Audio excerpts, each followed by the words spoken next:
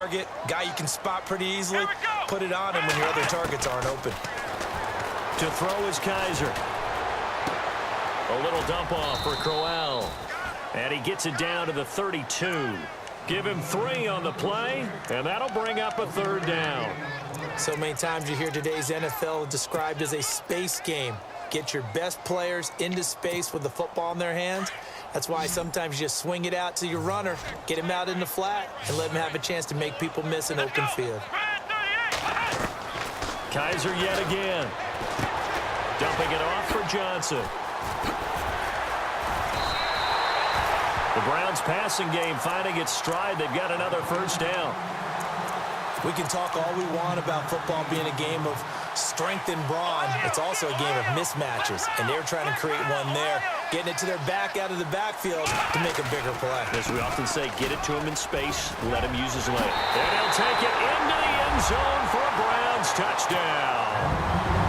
Isaiah Crowell from 17 yards out, and the Browns are within an extra point of tying this thing up. It's good, and we're all tied at 7 apiece.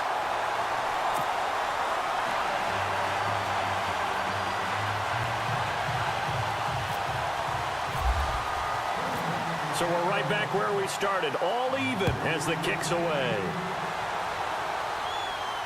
And a fair catch signaled for and taken successfully. CD, I want to get your thoughts on some potential free agents this offseason before we change the possession here. Now, caution, many of these guys could be re-signed, I know, but who are some of them? Kirk Cousins is one. Yeah, we're talking about difference makers. Kirk Cousins at the quarterback position. He's going to be coveted around the league by quarterback-needy teams. Case Keenum had a big year. Could he move? But how about running backs? Le'Veon Bell, Dion Lewis, some pass catchers, Jimmy Graham, Jarvis Landry, Sammy Watkins. And about the guy who goes and gets quarterbacks, DeMarcus Lawrence had a monster year for Dallas last season. Yeah, a lot of big names that could be out there as free agents.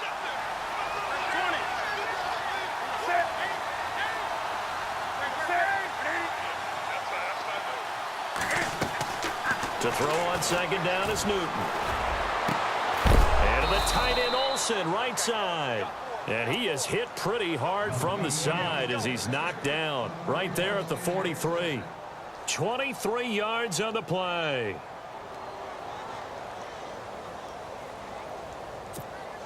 Fresh set of downs here. 2 minutes to play in a tightly contested first half. More from Cleveland after this.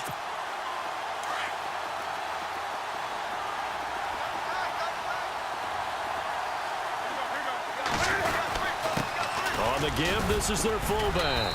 And he'll be taken down just shy of midfield. It's a 6-yard pickup, and it gets him to 2nd and 4. Cam trying to rally his guys to the line as quick as he can. Here's Newton now on 2nd down. His throw incomplete. The one thing that I've liked defensively is that they've shown him a lot of different looks here in the first half. They've come after him. They've sat back. I think that's what you need to do to keep an offense guessing. And they certainly have kept them on their toes. That's why they haven't had much success on the scoreboard.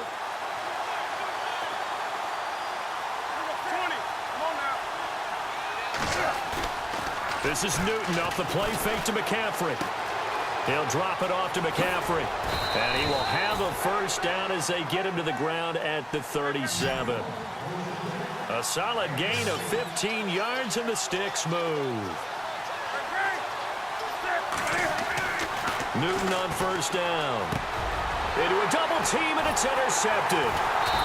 Picked off near the 26, and they will take over at the 29-yard line. Before the offense changes hands here, let's look back at the Super Bowl February 5th. What a game.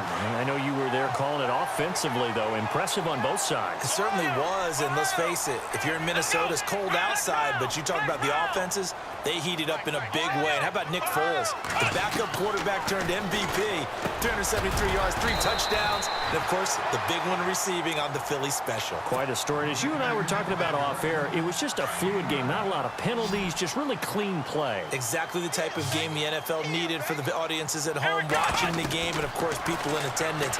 A really well-played game. He's got a man. It's Corey Coleman. Now hold everything here. We're going to get a timeout by the offense. As they'll stop it with just over a minute to go before halftime. Kaiser now to throw on first down. Over the middle, the catch by Coleman. And all the way in. Touchdown, Cleveland. Corey Coleman, 45 yards. And the Browns have taken the lead. And that touchdown gives them a touchdown lead before they attempt the extra point. What a great way to end the half. Yeah, great job to put themselves in front. And now, see on the sideline, special teams defense scrambling, saying we want to preserve this for the final moments of this second quarter.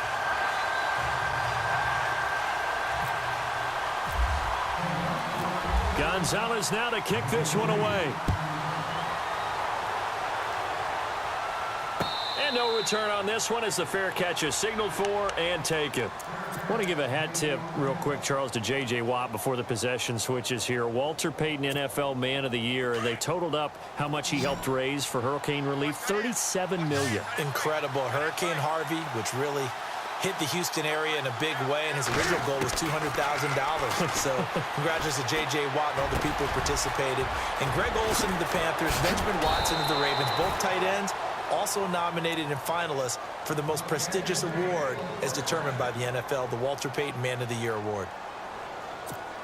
One thing I can say pretty safely, that route is not called if you don't have a guy who can throw the ball and put some mustard on it. Because if you're going to lollipop it in the middle of the field, bad things usually happen. It takes a strong-armed guy who can rifle it in there, and they were able to success. Into heavy traffic, and it's intercepted. Picked off down near the 5. And a big turnover there as his guys will get the football back. So the football switching hands here in just a second. And, you know, Tom Brady, just to go off on a tangent for a second, may have lost the Super Bowl. But third MVP this past season, and what he did at age 40, really something, right, Charles? Absolutely phenomenal. Ended up beating out Todd Gurley, the running back for the Los Angeles Rams. But he would have traded it for a Super Bowl win, don't you think? How about this? The last 9 NFL MVPs to play in the Super Bowl that same season, 0-9. Yeah. Can't go all the way back to Kurt Warner in, what, 1999, where he won the double? We were going over that stat earlier. That is hard to believe. But he would have been the MVP had the Patriots pulled that one out. Yeah, he still has 5 rings, though. 5 Super Bowl titles for Brady. On second down, here's Crowell. Trying to find a lane, but instead he'll get back to the line of scrimmage. And no more. Officially no gain on the play, and they're left with a 3rd and 8. Let's go!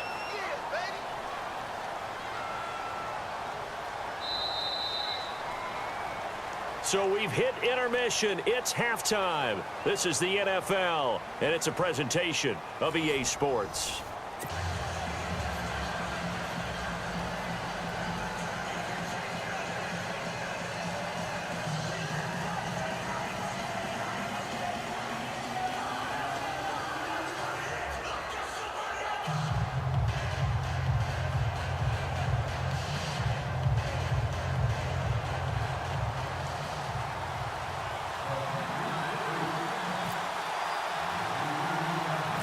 Both teams appear ready for the fight ahead, and we resume action here in quarter number 3. Sammy Coates now to return it. And they're going to start this drive in pretty good shape as they get it up past the 30. Here's the Browns offense now getting set to start off this 3rd quarter. They have the lead. Now they'll be looking to extend that lead.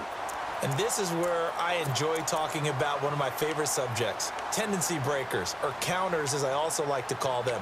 You've done things in a certain way in the first half, and they've had the ability to see what you've done. They're going to make their adjustments. So guess what? You adjust yourself and try and stay ahead of the pace because you are looking for some separation in this ball game. The adjustment to the adjustment. Without a doubt. Show them one thing, hit them with something else. Brought in by Coates. And he'll be taken down, but not before he gets into enemy territory. And a nice gain of 21 yards.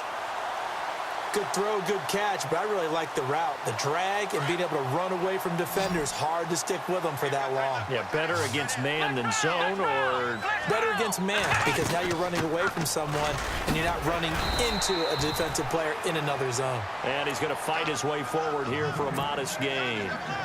He'll get a nice chunk there on the first down run, and it's 2nd and 4. Let's go. Again, it's Crowell. And the lane closes up quickly as he'll get about 3 down to the 38.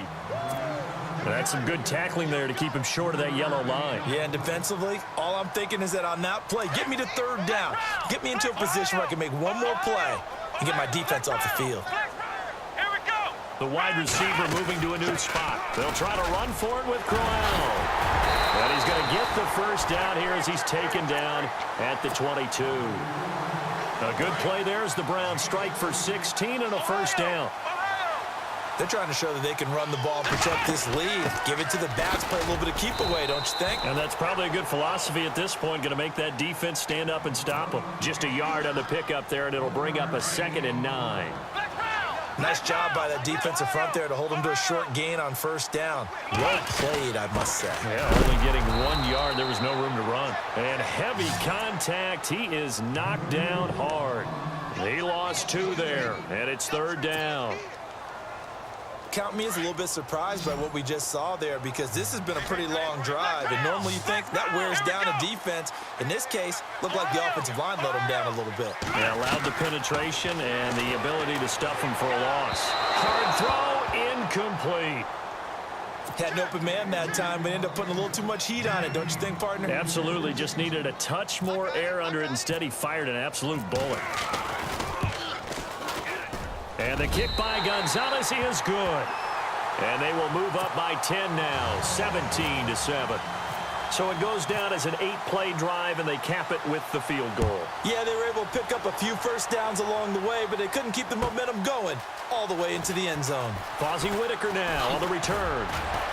And he's able to get it across the 20, but not by much, as he's marked down at the 21-yard line. Now we take a glance at the offense as they work their way back out for their first possession of the second half. They're down in this game. A chance for the offense, though, to put something on the board, get some momentum here in half 2. Try and get things kick-started for them. And you know at the half, they discussed how they were going to get that done. This is where scripting comes into play a lot of the time. How many plays do you script coming out of the second? Most of the time in the first half, you're scripting 12 to 16. I think in the second half, you're really scripting more like 8 to 10. Kind of a starter or an opener, whatever terminology they use, just something to get you off to a quick start. On 2nd and 10, Newton. And he's taken down. This will be a Brown sack. Christian Kirksey from that outside linebacker spot. He's able to get in there for a loss of 9. 3rd and long, it's Newton. And that is incomplete. And we're into the second half now, and this is an offense that continues to struggle to sustain a drive. Looks like they're just totally out of sync, whether they're running the ball, passing the ball like we saw there. I don't know. The rhythm seems off.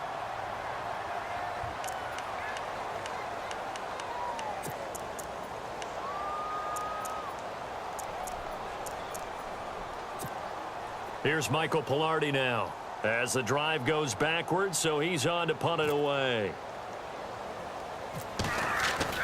They're going to try and throw. And look at this. Cam Newton intercepted a 3rd time.